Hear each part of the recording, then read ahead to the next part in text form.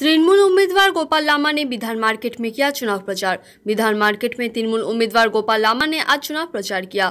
इस चुनाव प्रचार अभियान के दौरान विधान मार्केट ट्रेडर्स एसोसिएशन के सचिव, दार्जिलिंग जिला अध्यक्ष और एसजेडीए के अध्यक्ष मौजूद थे। दार्जिलिंग लोकसभा क्षेत्र के तृणमूल उम्मीदवार गोपाल लामा ने विधान मार्केट में प्रचार अभियान शुरू करने से पहले राधा कृष्ण जगन्नाथ मंदिर में पूजा अर्चना की। इसके बाद बाजार क्षेत्र में जोरदार प्रचार शुरू की। उन्होंने सभी से तृणमूल को जिताने का आह्वान किया।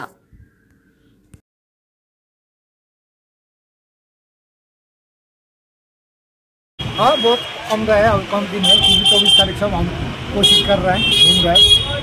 ठीक है, একদমই তাই। একটা সমস্যা সত্যি চলছে এবং আমাদের এসজিডিএর চেয়ারম্যান সৌরভ চক্রবর্তী মহাশয় সেটা আন্তরিক প্রয়াসের দ্বারা সেটা দেখবার চেষ্টাও করছেন। তিনি পুরো সমস্যাটাই তিনি জানেন, অবগত রয়েছেন এবং বিভিন্ন সময় বিভিন্নভাবে তিনি হস্তক্ষেপও করেছেন এবং পুরো বিষয়টা তিনি মুখ্যমন্ত্রী মমতা বন্দ্যোপাধ্যায়ের কাছে কিন্তু জানিয়েছেন এবং মুখ্যমন্ত্রীর নজরেও সেটা রয়েছে এবং আমরা বিধান মার্কেটের যে ব্যবসায়ী সমিতি রয়েছে তাদের সাথে কথা বলেছি যে আমরা তাদের সাথে রয়েছি, তারা নিজেরাও জানেন আমরা সাথে রয়েছি।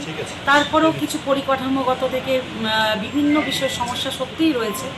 যত তাড়াতাড়ি সম্ভব এই সমস্যাগুলো যাতে জটগুলো কাটানো যায় সেই দিকটা সবাই নজর দিচ্ছে এবং আমরা দলগতভাবেও সেটা বারংবার আমাদের মুখ্যমন্ত্রীকে জানানোর চেষ্টা করেছি, এসজিডিএকেও সেটা আমরা জানাবার চেষ্টা করেছি।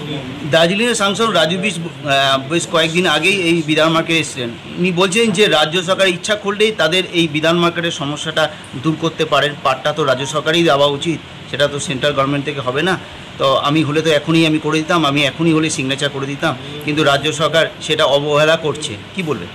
ওনার যেটা আমি বলবো, অয়েল ইওর ওন মেশিন, নিজের যে কাজগুলো সেটা আগে করুন। রাজ্য সরকারের কর্তব্য তাকে শেখাতে হবে না। 5 বছর পর ওই ব্যানার থেকে বেরিয়ে এসে পোস্টার থেকে বেরিয়ে এসে বড় বড় কথা এখন শুনবে না মানুষ। ওনার যেটা করণীয় ছিল সেটা করেনি কেন? রিং রোড কোথায়, ফ্লাইওভার কোথায়, আমার যেটা আমাদের এয়ারপোর্ট সেটা কোথায়? ওনার কাজটা দেখতে বলুন। রাজ্য সরকার জানে তাকে কিভাবে কাজ করতে হবে।